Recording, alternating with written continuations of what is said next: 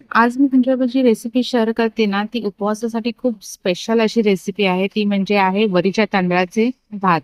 इतका साधा, सोप्पा पण एकदम पोटभरीचा असा आहे आणि उपवासाच्या दिवशीचे ना आपल्याला काहीतरी असं चटपटी आणि स्पायसी खायची इच्छा होते. तर अशा पद्धतीने असा टेस्टी असा एकदम स्पायसीमध्ये हा मी वरीच्या तांदळाचा भात दाखवलेला आहे. त्याची रेसिपी शेवटपर्यंत बघा.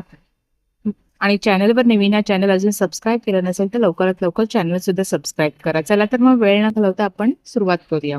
इथे मी 2 चमचे तूप घेतलेलं आहे. 2 छोटे चमचे तूप घेतलेलं आहे. तूप गरम झालं ना, की आपण त्याच्यामध्ये 1/4 टीस्पून जिरं टाकून घ्यायचं आहे. काही-काही जण वरीच्या तांदळाला भगर सुद्धा म्हणतात. त्याच्यामुळे ही त्याचीच रेसिपी आहे. आता इथे 6-7 कढीपत्त्याची पानं टाकून घेतलेली आहेत. त्याच्यामध्ये आता आपल्याला टाकायची आहे हिरवी मिरची. आता ह्या मिरचीनेच आपल्या पुऱ्या रेसिपीला एकदम टेस्ट छान येते. त्याच्यामुळे ही मिरचीचं जर तुम्हाला तिखटपणात पाहिजे असेल तर मिरचीचं प्रमाण हे थोडं वाढवलं तरी चालेल. इथे मी 2 हिरव्या मिरच्या बारीक चिरून घेतलेल्या आहेत. ते चांगलं तुपावरती आपण सगळं परतवून घेऊया.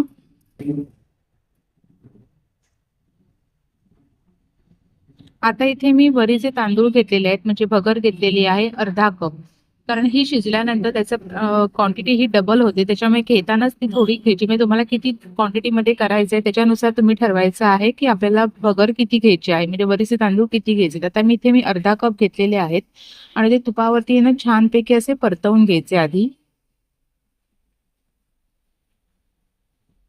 आता त्याच्यामध्ये मी 2 कप पाणी टाकणार आहे. साधं पाणीच टाकायचं आहे. थंड किंवा गरम असं आपण पाणी टाकणार नाही आहोत. इथे 2 कप पाणी टाकून ते सगळं व्यवस्थित एकदा मिक्स करून घ्यायचं आहे.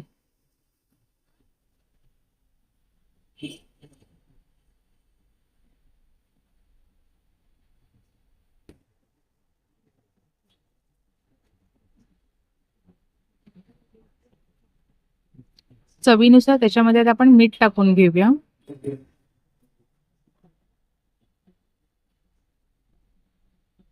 परत एकदा सगळं व्यवस्थित असं मिक्स करून घेऊया.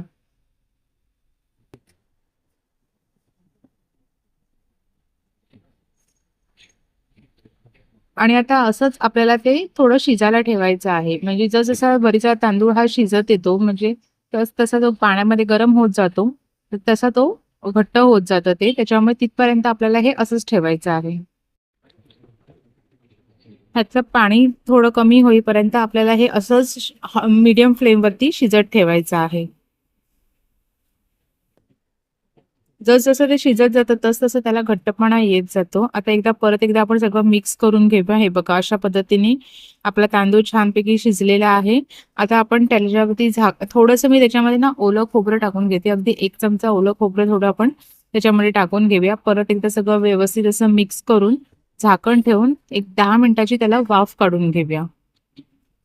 रेसिपी ही अगदी एकदम पटकन होणारी आहे आणि उपवासाच्या दिवशी आहे ना अशा पद्धतीने एकदम पोटभरीचं काहीतरी खायचं असेल ना तर ही वरीच्या तांदळाची भाताची रेसिपी एकदम उत्तम आहे. 10 मिनिटाची वाफ काढून घेतलेली आहे. आता गॅस बंद करून घेऊया आपण आणि एक 5 मिनिटांनी गॅस बंद केल्यानंतर 5 मिनिटांनी आपण ते झाकण काढून घ्यायचं आहे. हे बघा इतकी छान मस्तपैकी आपलं झालेलं आहे. अर्धा कप वरीच्या तांदळासाठी मी 2 कप पाणी घेतलेलं आहे. त्याच्यामुळे आपला भात एकदम चिकट पण झालेला नाहीये आणि एकदम असा सुका-सुकाही झालेला नाही. परफेक्ट असं अगदी झालेलं आहे मऊसूत. अशा पद्धतीने ह्या सेम प्रमाणामध्ये तुम्ही केलत ना, तर तुमचा वरीच्या तांदळाचा भात हा कधी विखंडणार नाही आणि अगदी परफेक्ट होईल. त्याच्यामुळे रेसिपी कशी वाटली मला नक्की कमेंट्स करून सांगा आणि खोबऱ्याच्या चटणीसोबत आपण खायला खूप सुंदर लागतो. त्याच्यामुळे ही रेसिपी नक्की ट्राय करा. आता उपवासाचे दिवस चालू होतील. आषाढ एकादशी आहेच आणि श्रावण महिनाही येत आहे. त्याच्यामुळे ह्या आषाढ एकादशीला श्रावण महिन्यामध्ये उपवासाची रेसिपी तर करायला पाहिजेच ना. तर मग ही अशा पद्धतीने वरीच्या तांदळाची रेसिपी कशी वाटली मला नक्की कमेंट्स करा. चला तर भेटूया नवीन रेसिपी नवीन व्हिडिओ सोबत. तोपर्यंत चॅनलवर नवीन आहे तर चॅनल सबस्क्राईब करा.